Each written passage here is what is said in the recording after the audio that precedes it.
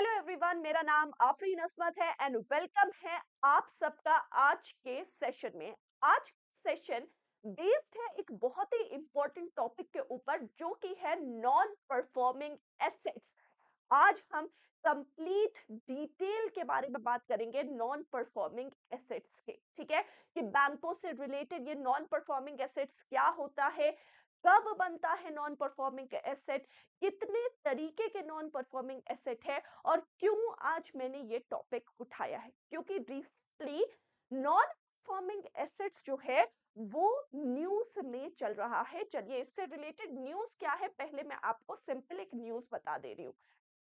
Gross non performing asset Indian banks का इसमें further improvement का प्रोजेक्शन देखा गया है। ठीक है, यानी अभी रिसेंटली जितने भी नॉन परफॉर्मिंग एसेट्स है इंडियन बैंक में, इस ये पोटेंशियल देखा गया है कि ये जो है क्या होंगे, इम्प्रूव करेंगे। यानी बैंक जो है in the category of non performing asset एक बेहतर परफॉर्म करने के लिए प्रोजेक्टेड है। यहाँ पर ये न्यूज़ समझने के लिए हमें ये ज़रूर पता होना चाहिए कि what is this non performing asset. आखिरकार ये नॉन परफॉर्मिंग एसेट्स होता क्या है?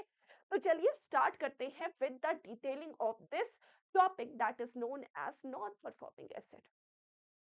नॉन परफॉर्मिंग एसेट बैंक से रिलेटेड बैंकों का वो एसेट होता है जिसमें प्रिंसिपल या फिर इंटरेस्ट अमाउंट, दोनों में से कोई भी अमाउंट जो है वो 90 डेज से ज्यादा ओवर ड्यू हो चुका है, तब जाकर बैंक उसे अपना नॉन परफॉर्मिंग एसेट्स बताता है। ठीक है, यानी फॉर एग्जांपल जैसे कि मान लो मैंने बैंक से कोई भी लोन उठाया। ठीक है, मैंने बैंकों से 10 लाख का लोन उठाया। हर महीने की उसकी किस्त जो है वो 30,000 रुपए जाती है। बैंक हमेशा जब रीपेमेंट का टाइम आता है, रीपेमेंट टाइम से वो एक 90 डेज का ग्रेस पीरियड हर एक कस्टमर को प्रोवाइड करता है।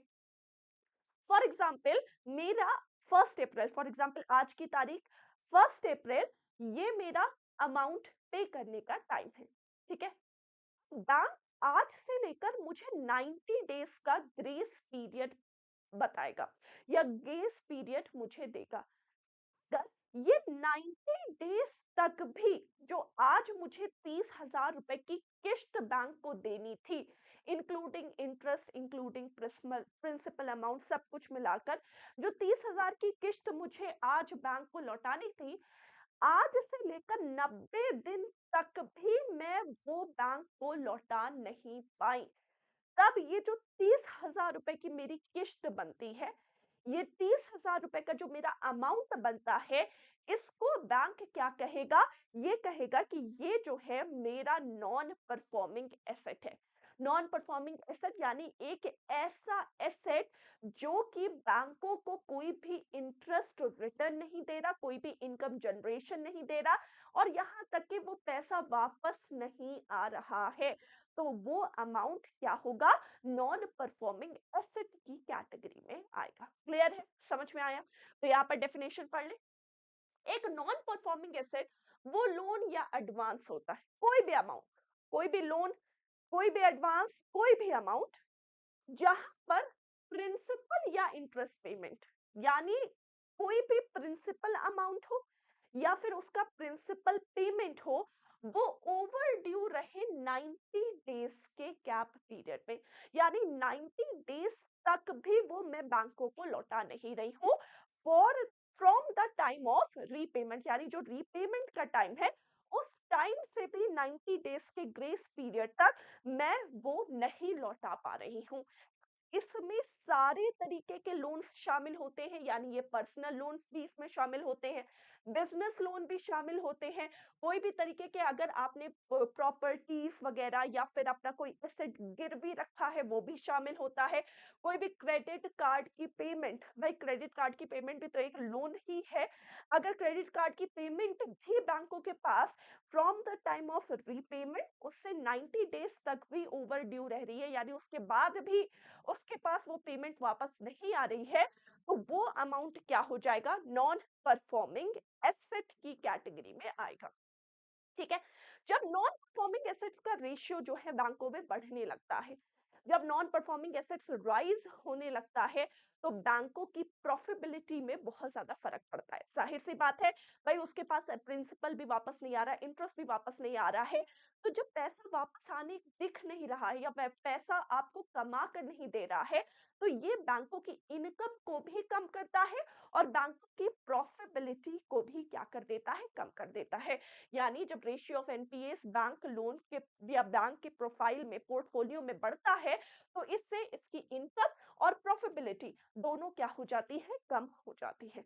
अब समझ में आया न्यूज़ क्या थी? न्यूज़ ये थी कि जो इंडियन बैंक्स का नॉन परफॉर्मिंग एसेट है, वो अब इम्प्रूव होने की कैटेगरी में है, यानी उसमें पोटेंशियल है राइज करने का।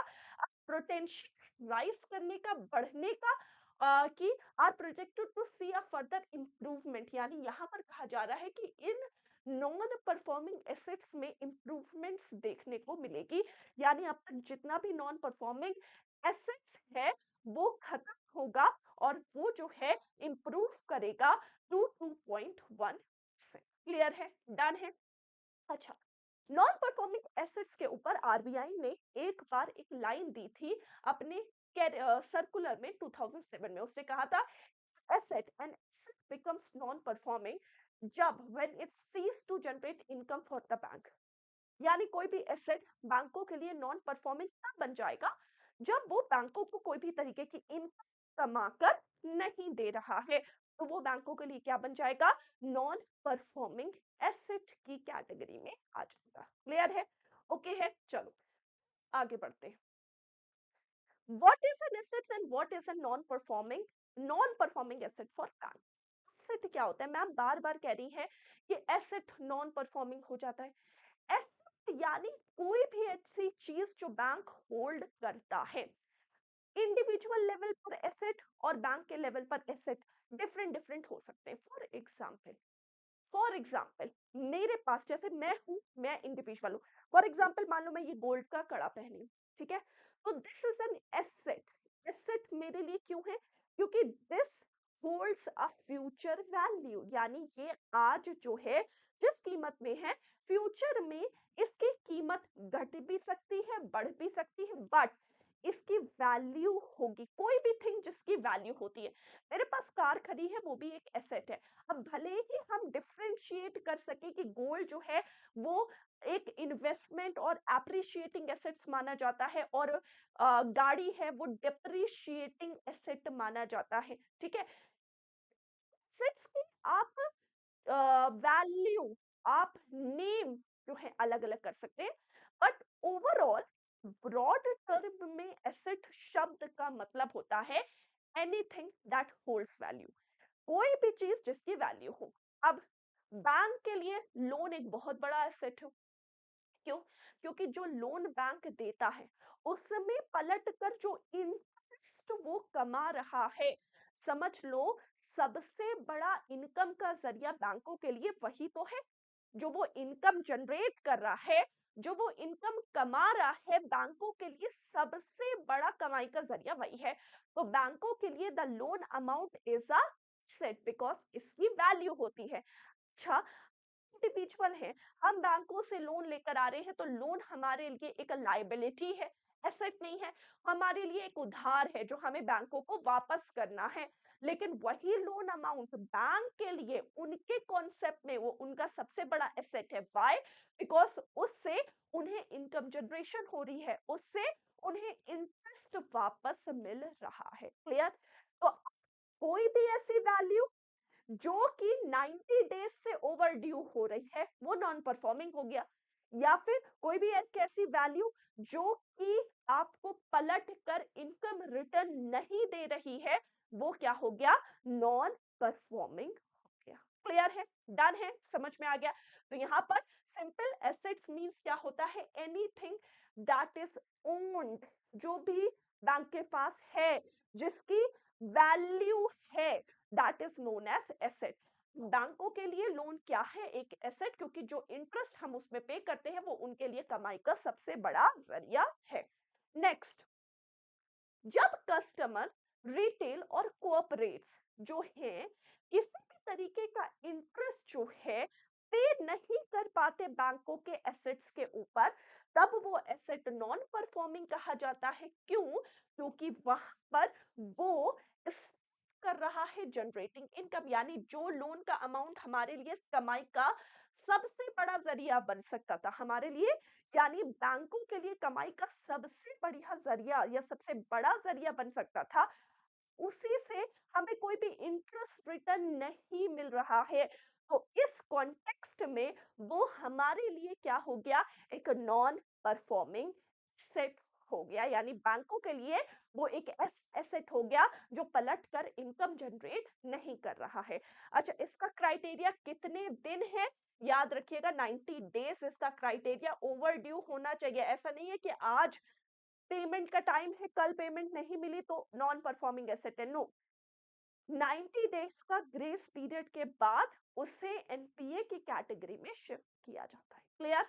ओके, आगे बढ़ते हैं। Types of non performing asset, कितने प्रकार के नॉन परफॉर्मिंग एसेट होते हैं? देखो, बैंक जो है वो नॉन परफॉर्मिंग एसेट डिफाइन करता है डिपेंडिंग अपॉन कि कितने टाइम तक वो ओवर ड्यू रह रहा है, कितने टाइम तक वो ओवर ड्यू है, कितने टाइम तक उसे पैसा वापस नहीं मिला है, वो बैंक के लिए क्या हो जाएगा, एक नॉन परफॉर्मिंग एसेट की कैटेगरी में आएगा। ठीक है, अब उसमें कैटेगरीज डिफाइन है। फॉर एग्जांपल, पहला कैटेगरी है सब स्टैंडर्ड एसेट।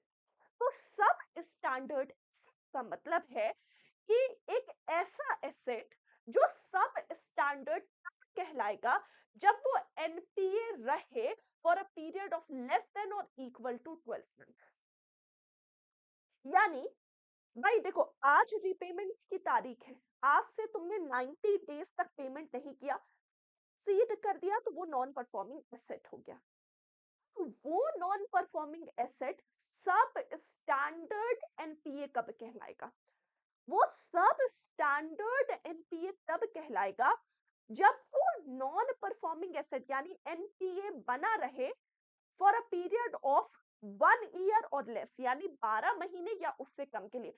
यानी 90 डेज के बाद भी ने 8 महीने, 7 महीने, 6 महीने, 11 महीने, 12 महीने तक वो अमाउंट बैंकों को रिपे नहीं किया है, तो वो जो पूरा का पूरा अमाउंट है वो सब स्टैंडर्ड नॉन परफॉर्मिंग एसेट कहलाएगा। समझ गए? यानी एक वो अमाउंट जो कि एनपीए बन चुका है और वो एनपीए है। एनपीए कब तक है? For a period of 1 year और लेस। क्लियर है? फिर नेक्स्ट हमारे लिए आता है डाउटफुल एसेट। एक होता है सब स्टैंडर्ड, तो एक आ रहा है डाउटफुल। डाउटफुल कब बनता है?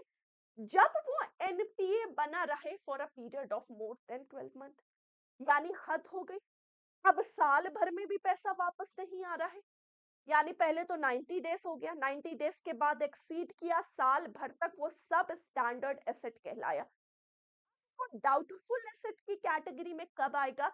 जब वो एनपीए बना रहे for period of more than 12 month, यानी अब 1 साल 2 महीने तक भी पैसा वापस नहीं आया, वो अमाउंट क्या है? Doubtful asset. And the third category is lost assets, यानी अब फाइनल स्टेज क्या हो गया? Loss asset. यानी बैंक ने उम्मीद छोड़ दी है कि अब वो पैसा हमारे पास वापस आएगा। बैंक ने क्या कर दिया? उम्मीद ही छोड़ दी है। यानी अब एक एसेट को लॉस एसेट हम कब कहेंगे? जब वो अनकलेक्टेबल है, यानी बैंक ने उम्मीद छोड़ दी है, भैया अब हमसे ये नहीं कलेक्ट होगा, हमें ये वापस नहीं मिलने वाला है, अनकलेक्टेबल है। ठीक है? और अब बैंक क्या सोच रहा है? बैंक ये सोच रहा है कि जो उसका कोई अगर कोई चीज़ उसने गिरवी रखी है, तो उसे बेच-बाच कर जो लेफ्ट अमाउंट है, थोड़ा-बहुत जो भी हम रिकवर कर सकें, अब जल्दी-जल्दी रिकवर कर लो। तब वो एसेट हमारे लिए क्या हो गया? लॉस्ट एसेट बन गया। पहले एनपीए बना, पहले एसेट था, फिर वो एनपीए बना, फिर वो सब स्टैंडर्ड एसेट बना, फिर वो डाउटफुल बना, देन उसके बाद वो लॉस एसेट बन गया। क्लियर है? 90 डेज़ 12 महीने, 12 महीने से एक्सीड अब अनकलेक्टेबल है, बैंकों ने उम्मीद छोड़ दी है। उनको समझ में आ गया या तो फ्रॉड हो गया उनके साथ या फिर अब वो पैसा नहीं देगा, हम बेच-बाच के पैसा वापस ले रहे हैं। That is known as loss asset. Clear है? ओके। बात करते हैं एक बहुत ही इंपॉर्टेंट टर्म की, दैट इज नोन एज प्रोवाइजिंग। ठीक है, आप उसे प्रोविजन कहो, प्रोविजनिंग कहो। एनपीए प्रोविजनिंग क्या होती है? प्रोविजनिंग या बैंक हमेशा ना हमेशा उसको डिस्क्लोज करना पड़ता है अपनी balance sheet in front of RBI. Bank को डिस्क्लोज करना पड़ता है अपनी जो भी उसने उसका क्या प्रॉफिट हुआ, क्या लॉस हुआ, कस्टमर के सामने भी उसको डिस्क्लोज करना पड़ता है।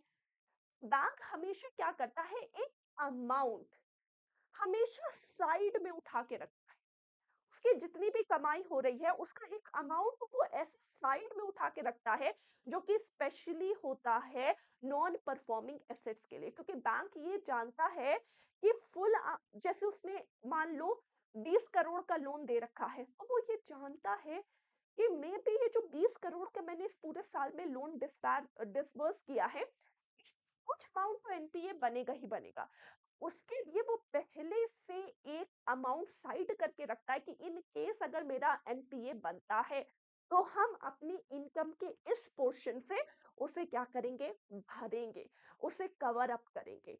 तो उस अमाउंट को हम क्या कहते हैं? एनपीए प्रोविजनिंग कहते हैं। प्रोविजनिंग मतलब एक अमाउंट जो कि बैंक साइड में रखता है अपने प्रॉफिट या इनकम से, जो कि स्पेशली नॉन परफॉर्मिंग एसेट्स के लिए होता है। या फिर उसको जब ये लगता है कि कोई भी एसेट फ्यूचर में लॉस देने वाला है, उसके लिए वो एक अमाउंट को साइड में रखता है ताकि वो कल को उस लॉस को अपनी इस इनकम के अमाउंट से भर सके। तो उसे हम क्या कहेंगे? उसे हम एनपीए प्रोविजनिंग कहेंगे। ठीक है? ये वो मेथड है जिससे बैंक जो है अपने बैड एसेट्स से बच सकता है और एक हेल्दी बुक ऑफ अकाउंट्स बना सकता है। क्योंकि जाहिर सी बात है, अगर वो अपनी इनकम से उस पोर्शन ऑफ प्रॉफिट और इनकम से अपने लॉसेस, अपने बैड एसेट्स को कंप्लीट करने की कोशिश कर रहा है, तो जाहिर सी बात है बैलेंस सही हो रहा है। और इससे जो है वो बैंक क्या करता है, वो अपने जो है एक गुड बुक बनाने की कोशिश करता है। ठीक है, हम बात करते हैं 2 तरीके के डिफरेंस के बारे में, ठीक है? एक होता है ग्रॉस एनपीए और एक होता है एनएनपीए यानी net non performing asset. Gross और नेट में सिर्फ प्रोविजनिंग का ही डिफरेंस होता है। ग्रॉस मतलब होता है फॉर एग्जांपल इस साल पूरे साल बैंक ने अपने सारे कस्टमर्स को 20 करोड़ का लोन दिया, लोन डिसबर्स किया, ठीक है? एंड में उसने ये देखा कि 2 करोड़ जो है वो एनपीए की कैटेगरी में है, नॉन परफॉर्मिंग एसेट की कैटेगरी में है, ठीक है? ओके। उसने प्रोविजन या फिर आप कह सकते हैं जो अमाउंट साइड रखा था, वो करीब उसने 50 लाख का साइड रखा था, ठीक है? तो ध्यान से सुनना। नॉन परफॉर्मिंग एसेट कितने बताया? 2 करोड़। ये 2 करोड़ था ग्रॉस नॉन परफॉर्मिंग एसेट, ठीक है?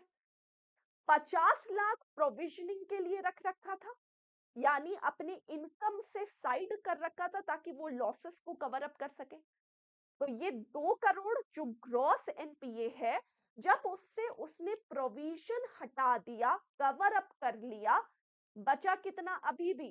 1.5 करोड़ रुपए। तो वो उसका नेट नॉन परफॉर्मिंग एसेट है।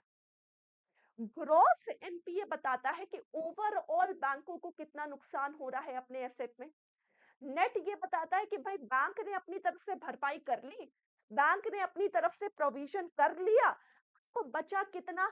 अब बचा है 1.5 करोड़ अभी भी आफ्टर प्रोविजनिंग, यानी वो बैंकों का नेट लॉस दर्शा रहा है। तो नेट नॉन परफॉर्मिंग एसेट यानी बैंकों का एक नेट लॉस जो कि अभी तक वो कवर अप नहीं कर पाए हैं। क्लियर है? समझ में आया? तो एक बार पढ़ लेते हैं। बैंक जो है वो अपना एनपीए नंबर पब्लिक करना उसे जरूरी है, ठीक है। तो GNPA gross non performing asset वो एब्सोल्यूट अमाउंट है, यानी टोटल वैल्यू जो कि एक एसेट्स का नॉन परफॉर्मिंग है, यानी एक पर्टिकुलर क्वार्टर में कितना वापसी नहीं आया है, that is the non performing asset, gross non performing asset यानी टोटल। अब क्या हुआ, जितनी उसने प्रोविजन कर रखा था उसे उसने क्या कर दिया, माइनस कर दिया। वो माइनस करने के पास जो एग्जैक्ट वैल्यू बची वो उसके लिए क्या हो गया, net non performing asset. Clear है? डन है? समझ में आ गया? तो ये था गाइस आज का आपका topic. Non performing asset is a very important topic. अब ये टॉपिक आपके बैंक के एग्जाम के लिए भी इंपॉर्टेंट है, आपके एसएससी एग्जाम्स के लिए भी इंपॉर्टेंट है, हर एक एग्जाम के लिए इंपॉर्टेंट है। वीडियो पसंद आई तो लाइक और शेयर करना मत भूलिएगा, और अगर अभी तक आपने ये चैनल सब्सक्राइब नहीं किया है तो guys subscribe the channel and press the bell notification icon. Thank you so much. Thank you. मिलती हूँ नेक्स्ट क्लास में। Take care everyone. Bye bye guys, take care.